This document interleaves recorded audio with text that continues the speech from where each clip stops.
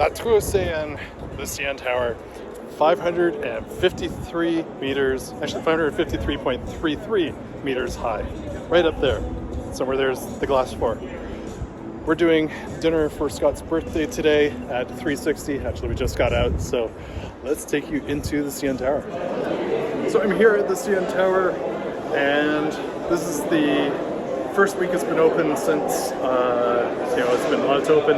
We just had dinner at 360, which has been only open for now 3 days at night. Had a fantastic meal. It's one of my favorite restaurants in Toronto. And they now have these full-length glass walls, which are fantastic. So you can see amazing views of Toronto. Here we've got Toronto Island Airport and Hanlon's Point. And the rest of Toronto Island, you can see Sky Dome right there. I refuse to call it the Rogers Centre, and the railway lands, and of course a little bit of downtown. I've been coming to the CN Tower since I was 6 years old, and more so as an adult since the 2000s, and I've always enjoyed coming here and seeing the changes they've made over the years. And quite honestly, the floor-to-ceiling walls are amazing, and they're actually going to be going through a major renovation. And from Skywalk, you can see people on there if there were people actually walking around on it. So you can actually walk outside and lean off the tower. I do that. And looking somewhat northwards, you can see all parts of downtown Toronto, which the financial district. You can see Young Dundas Square, and Toronto. So one of the really cool things about the CN Tower is you can actually see, and I can't see it today because the weather is not great, but you can actually see the mist coming from Niagara Falls. You can see over to the United States, Rochester. Most people actually end up seeing like St. Catharines, but with the right angle, you can actually see the United States, Niagara Falls, the mist from it, etc. And one of the cool things you can do at the CN Tower here is the glass floor. Yes, I'm standing on the glass floor. Freaky, huh? And they recently overhauled the elevators, like epic control panel. The yellow elevators, jaune. So the CN Tower has a number of decks. So you've got, 360, the main observation deck, and then the observation deck we're currently on. Then of course we've got a whole bunch of antennas up here. But there's another deck which is Skypod, originally known as Space Deck, which is even higher. Quite high. So you can see based on the stats here.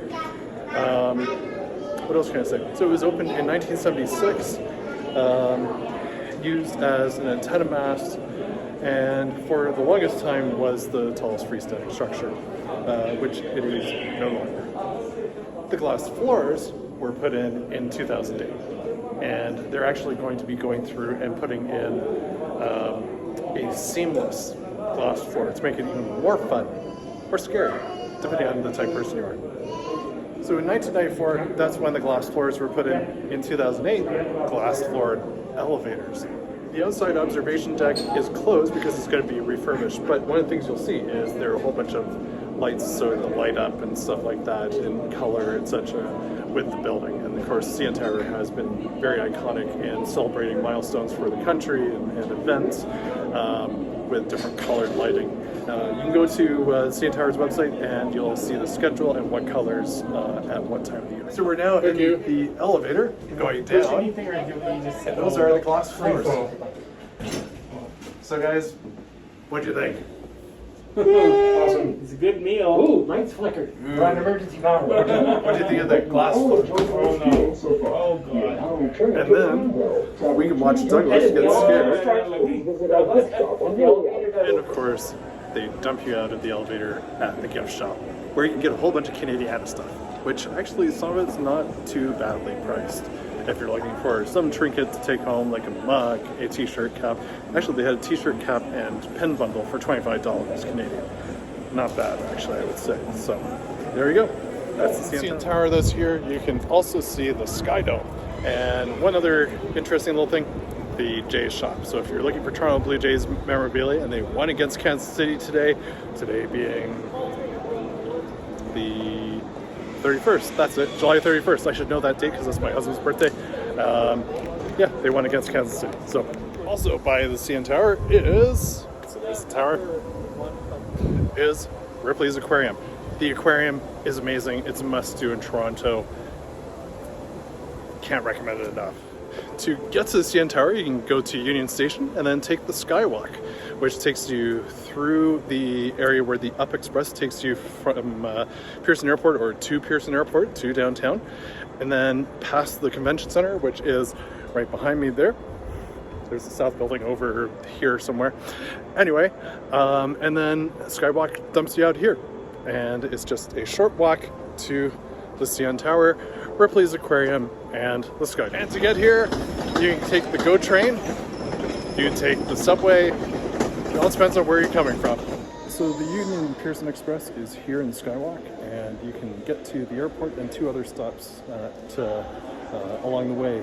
And it's a quick way to get from the airport to Toronto, and the pricing is actually not too bad. So have a look here for the pricing. And yeah, they use, for those that are train geeks like me, they use Japanese diesel trains that are bi-mode. They can actually switch to electric once we actually get electrification in the train system here. So the whole train system right now runs essentially on diesel. So to also get to Toronto, you can take Via Rail, which is the Cross Canada train, Montreal, Quebec City, Windsor corridor services, etc. So very iconic in the country. And for corridor services, which are between Quebec City and Windsor, they have new trains coming, and the federal government has invested in relatively high-speed rail for Canada, up to 200 kilometers an hour. So, hey, we're getting higher speed rail. Welcome to the Great Hall of the Union Station here in Toronto. It is an epic old building, just amazing, and they've kept it up. And after a 10-year renovation, they have finally opened up the final phase of the upgrades and things like that, and it is spectacular. You have access to GO services, Via Rail services, so there's a GO sign, and Toronto TTC and subway cars. Or sorry, TTC subway and also streetcar. This is the new Bay Concourse that just opened. It is epic, it is beautiful, it is spacious. It is nothing like what was here from the 80s, which was awful, but you know, it served a purpose.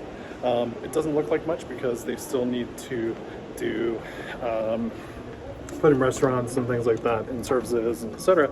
However, connected to the upgraded Union Station.